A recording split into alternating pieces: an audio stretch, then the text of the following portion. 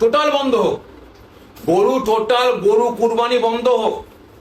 এবং শুধু কুরবানি নয়, সারা বছর ধরে যে কোম্পানিগুলো গরুর গোস্তগুলোকে বিদেশে রপ্তানি করেন এবং চামড়াগুলোকে বিভিন্ন ফ্যাক্টরিতে দিয়ে আপনার মেয়েদের আপনার ভ্যানিটি ব্যাগ থেকে নিয়ে, তারপর হচ্ছে আপনার পুরুষদের কোমরের বেল্ট থেকে নিয়ে, পায়ের চপ্পল থেকে নিয়ে নানান রকম জিনিস তৈরি করা হচ্ছে।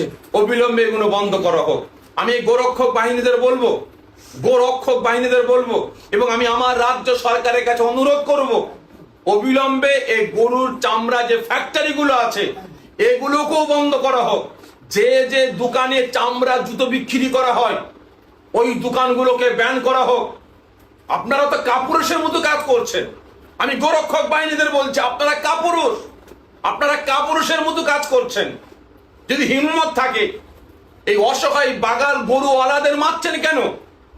যারা গরুর চামড়া নিয়ে জুতো বানিয়ে আপনার পায়ে পরিয়ে দিচ্ছে, দামি দামি জুতো আপনি গিয়ে কিনছেন, খাদিমসে গিয়ে, শ্রীলিদাসে গিয়ে আপনি যে চামড়ার জুতোগুলো কিনছেন, গরুর চামড়া, যে বেল্টটা পরছেন গরুর চামড়ার বেল্ট, এগুলো বন্ধ করুন। আপনার বাড়ির যে মা বোনেরা যে মানি ব্যাগ ইউজ করছেন, যে ভ্যানিটি ব্যাগ গুলো ইউজ করছেন, সেগুলো তো আপনার গরুর চামড়া। অবিলম্বে এগুলো বন্ধ করুন। আপনার বাড়ি থেকে, আপনার পা থেকে জুতোগুলো খুলে ফেলে দেন। আপনি বলছেন গরু আমাদের দেবতা, গরু আমাদের মা, আর আপনি সেই দেবতার চামড়া জুতো বানিয়ে আপনি পরছেন। ছি ছি ছি ছি, লজ্জা লাগে না? লজ্জা করলো না? আসুন না, আমিও দাবি তুলছি অবিলম্বে কুরবানির আগে গরু আর মোষকে এ দেশের সম্মান দিতে হবে, জাতীয় পশু হিসাবে স্বীকৃতি দিতে হবে। আমাদের সঙ্গে আপনারা সাপোর্টে আসুন। গোরক্ষক বাহিনীদের বলবো, চলে আসুন আমাদের সাথে।